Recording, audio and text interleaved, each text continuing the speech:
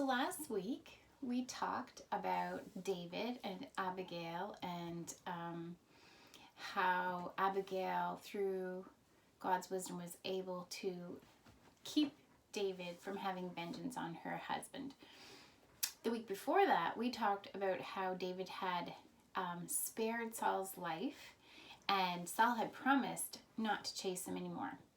But in case you didn't notice in all these stories about King Saul, he was such a proud and jealous man. He couldn't keep his promise for long. So before David knew it, Saul was after him again. But it wasn't a surprise to David either. So because he knew what Saul was like. So he was hiding still, even though Saul had promised not to chase him or hurt him anymore. And he was in a wilderness area, and there was a lot of people that lived around in that area, not all Israelites. They were from different countries, and there's always people everywhere at all times that will do whatever they can to get in good with the person of power and riches.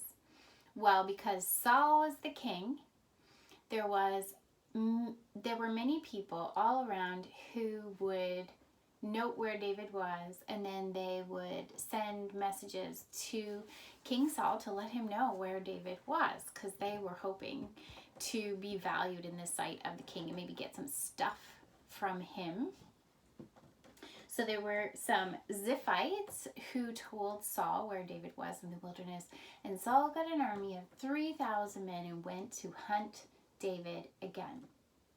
Well, one night after dark, David and his men went to see the place where Saul and his men were, and they were on a hilltop, and they could look down and they could see the tents. They could see the men sleeping. It was a nice evening, and they were sleeping right out in the open near the fire. And King Saul was there, and his main bodyguard, Abner, was next to him.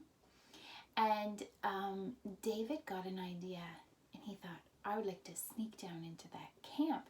And so he asked of his men, who will volunteer to come with me? And there was one man named Abishai who said that he would go with David. So off they went, the two of them, down to King Saul's camp. And there should have been guards there that night watching over them, but God had made a deep sleep to fall on everyone. So David and Abishai were able to slip down into the camp right up to King Saul, with his bodyguard sleeping beside him and everyone snoring away. And there he was, lying there absolutely defenseless, the one who had been pursuing and hating and trying to kill David for a very long time now. And beside his head there was a spear stuck in the ground for defense when he woke up, and also there was a jug of water, a vessel of water next to him in case he got thirsty in the middle of the night, I suppose. And so there was David and Abishai watching Saul sleeping. And Abishai was so excited. He said, David, God has given you Saul. You can kill him right now. In fact, I can kill him for you if you want. I could use that spear. It would just take one thrust and he would be dead, and you would never need to worry about him again. And David said, no, don't do that. God has anointed Saul to be the king. He will choose when Saul dies, whether it's in a battle or through some other way. God will choose when and where Saul dies. That is not for me to say. He said, but I'll tell you what, let's grab his spear and his water and get out of here. So that's what they did. They grabbed the spear and they grabbed the water and they slipped away out of the camp, and no one knew that they had even been there. They went back up on the hillside, a little ways away, but close enough where when they yelled, they could be heard by the people down below. And they started yelling. And they said, Abner, aren't you supposed to guard the king? Why haven't you been protecting him? Look, Someone could have come in and killed him. Someone did come in and they took away his spear and his water. Oh, where are they? Oh, Abner. And all the men started waking up and looking around what's going on. And they heard what David said. And they look over at the king and they see that his spear and his water really were gone. They were like, oh no, what has happened? He was defenseless.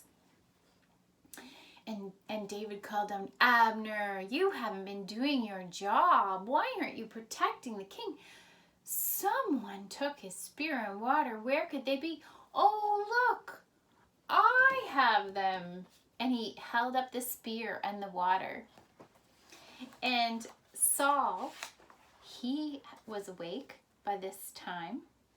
And he said, is that you, David? Is that your voice? And David said, yes, it is me. This is me. And obviously everyone knew that David could have killed King Saul the way King Saul was trying to kill David. But he hadn't. He had spared Saul's life.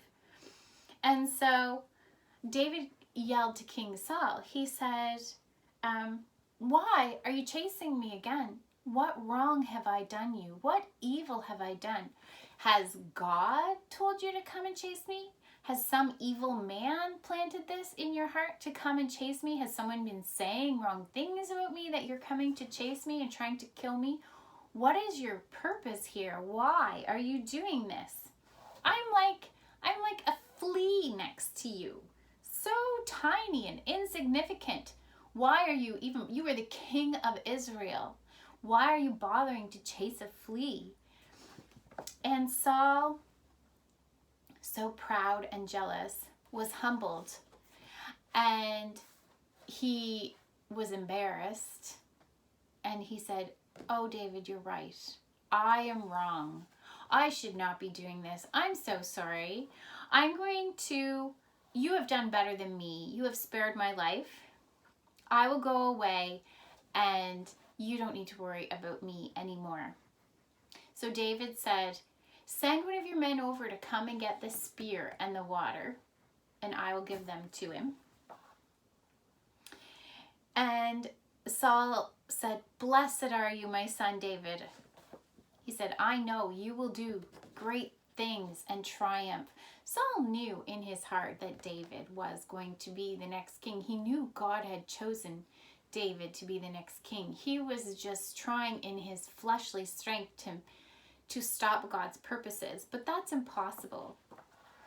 So Saul went away, and David and his men continued to hide because they knew that Saul could not be trusted and that his repentance would not last for long.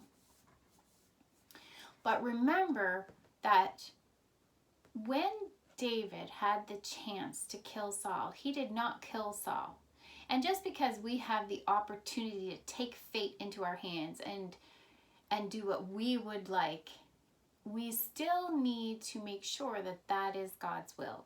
Because just doing what we want, even if it looks as though that is the right thing to do, is not necessarily the right thing to do. We need to always check with God and see what it is that he wants for us. And also remember that even though David was a man after God's own heart, he had plenty of trouble, like Saul chasing him for so long. But God was with him, and he kept him safe and delivered him out of them all. And so we can trust in God to guide us and to help us in all the difficulties that come, because he doesn't promise we won't have difficulties, but he does promise that he will be with us and help us with them. So the life of David has lots of interesting things that we can learn and discover about God and the ways that he deals with the ones he loves. So that's the end of the lesson for today, and I hope you have a great week. Thanks, bye.